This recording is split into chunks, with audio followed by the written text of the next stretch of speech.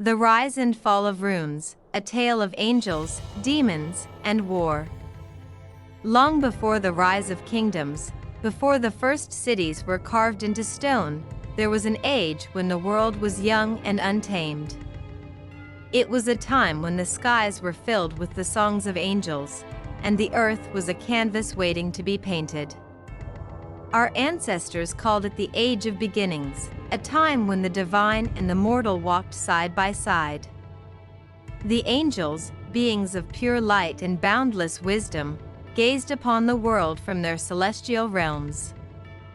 They marveled at the beauty of the land, the rivers that flowed like silver threads, and the forests that whispered secrets to the wind. But it was the people, the sons and daughters of men, who captured their hearts. Humble yet curious, fragile yet resilient, humanity was a spark of potential in a vast, untamed world. And so, the angels descended. The arrival of the angels was not with thunder or fire, but with a soft, golden light that bathed the land. They came bearing gifts, magical markings etched into stone, bone, and wood. These were the runes, symbols of power and wisdom, each one imbued with the essence of creation itself. The runes were not mere tools, they were a language, a connection between the mortal and the divine. With them, humanity could shape the world around them. They could call forth water from dry earth, summon winds to fill their sails, and heal wounds with a touch. The runes were a blessing, a way for the angels to share their love and guidance with the people they cherished. For generations, the runes were passed down through bloodlines, from parent to child, a sacred inheritance. Those who bore the runes were revered as guardians, healers, and leaders. They used their gifts to build thriving communities, to nurture the land, and to protect their people from harm. But not all was as it seemed. Among the angels, there were those who had fallen from grace.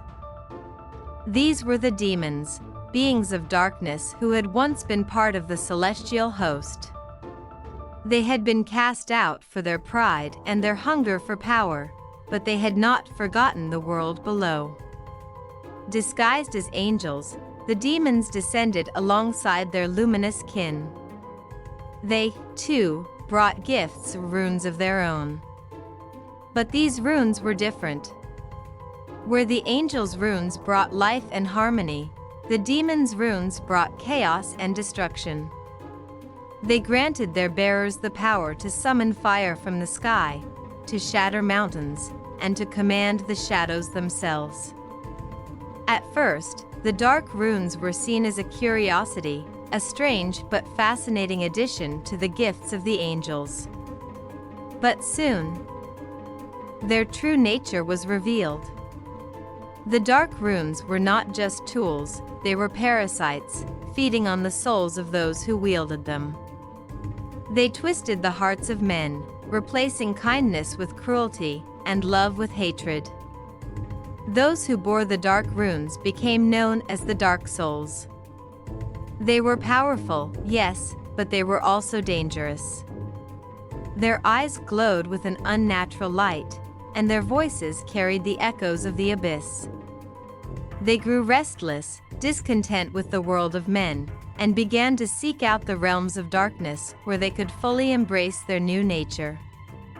In the shadows, the Dark Souls underwent a horrifying transformation.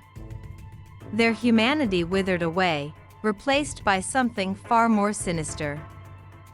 They became demons themselves, creatures of smoke and flame, with the ability to wear their human forms like masks. But beneath the surface, they were monsters, driven by a hunger for power and destruction. The Dark Souls spread across the land like a plague. They razed villages to the ground, enslaved entire populations, and sowed fear wherever they went. Their runes gave them strength beyond measure, and their numbers grew as more and more people fell under their influence. The world was plunged into darkness. The once thriving communities built by the pure souls were reduced to ashes, and the land itself seemed to wither under the weight of the demons' corruption. The angels wept for their beloved children, but they could not intervene directly. The runes had been a gift, and it was up to humanity to decide how to use them. For decades, the world was consumed by war.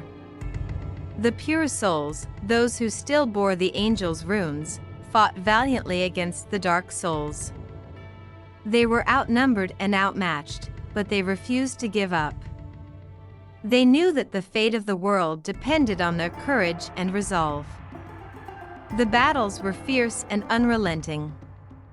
The skies were filled with fire and lightning as runes clashed against runes.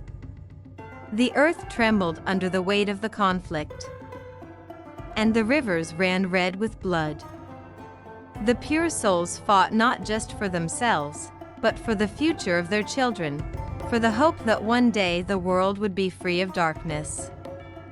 But the dark souls were relentless. They had no fear of death, no compassion for their enemies. They fought with a savage fury, driven by their hatred and their desire for revenge. As the war dragged on, the pure souls realized that they could not win through strength alone.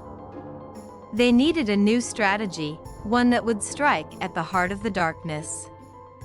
And so, they devised a plan, a great purge that would cleanse the land of the dark souls once and for all. It was a desperate and brutal decision.